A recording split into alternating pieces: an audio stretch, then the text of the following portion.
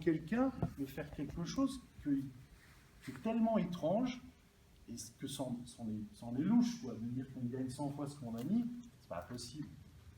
Gagner 5% sur 2 ans, c'est pas possible. Pour qu'on accepte cet objectif-là, il faut qu'il soit déjà dans la salle, il faut qu'il ait déjà vendu la mission. S'il arrive qu'on fait un appel d'offres, je voudrais gagner 3% et qu'on dit ouais, moi je vais faire, mais moi c'est 5. Jamais ils prennent. Jamais, c'est pas possible, ça fait peur. Alors demain, comment vous allez faire? Eh ben, je vous suggère un truc qui ne peut pas marcher, c'est partir sur les sujets qui sont les vôtres, où c'est vous qui allez décider de le mettre en œuvre. Comme ça, vous ne dépendez pas de quelqu'un d'autre. Et vous pouvez vérifier que ça marche. Peut-être même sans le dire à personne. Ou le faire dans une zone où si vous dites tiens, sur ce sujet-là, on va essayer un truc, eh ben on va dire ah oui parce que c'est vous. Donc de ne pas dépendre que quelqu'un vous dise tiens, mettez donc en œuvre l'analyse de la valeur, parce qu'on ne vous le demandera pas. Par contre, une fois que vous aurez réussi, vous aurez confiance, c'est pas que chez les autres, c'est aussi chez vous. Et c'est du coup quand on vous dira dans le projet dans lequel vous êtes, oh, faudrait quand même, eh ben vous direz tiens, moi j'ai essayé un truc, je vous propose, ça marche, hein? Je viens de le faire. Il n'y a que comme ça que ça marche.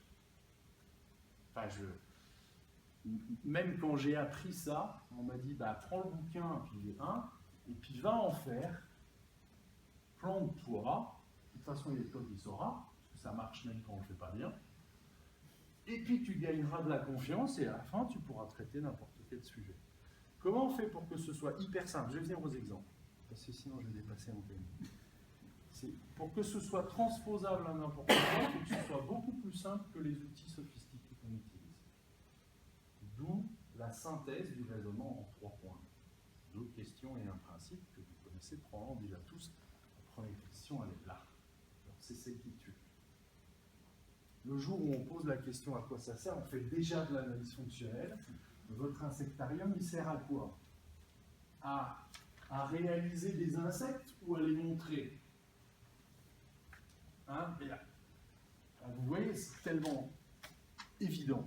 Le jour où vous êtes capable, vous, sur votre truc, de montrer ça, le jour où vous êtes capable de mettre en œuvre ce raisonnement face à un décideur et de dire mais vous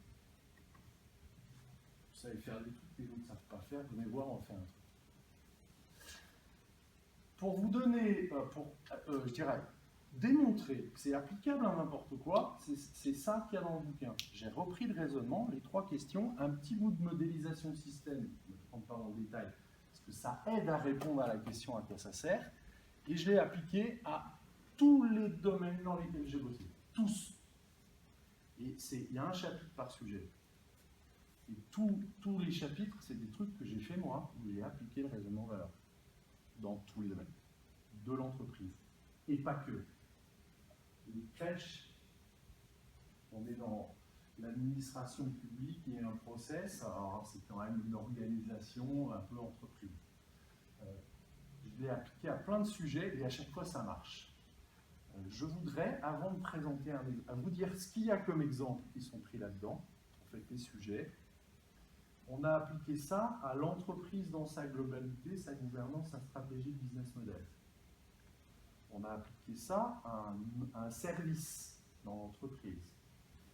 On a appliqué ça à un métier, les achats, on va en parler aujourd'hui.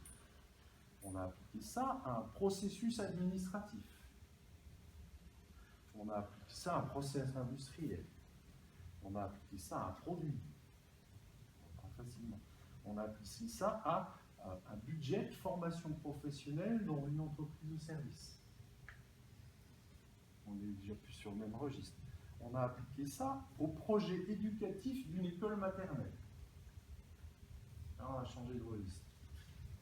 C'est un process administratif ou pas. On a appliqué ça à la gestion du temps d'une personne. Ça marche du tonnerre. Enfin, on l'a fait et ça marche. Et on a appliqué, alors ça c'est un exemple que je n'ai pas fait pour d'autres, je l'ai fait pour moi. J'ai appliqué la question à quoi ça sert à la vie. ça c'est un essai, ça c'est moi. C'est parce que je me dis, si ça s'applique à n'importe quoi, tiens, qu'est-ce que ça fait quand j'applique ce raisonnement-là à qu'est-ce qu'on fait sur Terre? Pourquoi la vie? À quoi ça sert la vie? Et en fait, je me suis rendu compte, je n'étais pas le premier à poser la question, hein, et que quand on utilise ce raisonnement, ça m'amène tout doucement à des trucs que j'ai retrouvés dans la philosophie, la spiritualité, etc. Et ce qui est très intéressant, c'est que ça m'a raccroché à des trucs auxquels je crois. Alors, je ne sais pas si c'est, enfin, je ne sais pas, lisez le bouquin, vous me direz. Donc, si vous cherchez des exemples dans tous ces domaines-là, il y en a plein, c'est pas la peine que je prenne 8 fois 20 minutes pour les expliquer, vous prendrez bien le temps, vous choisissez l'ordre que vous voulez.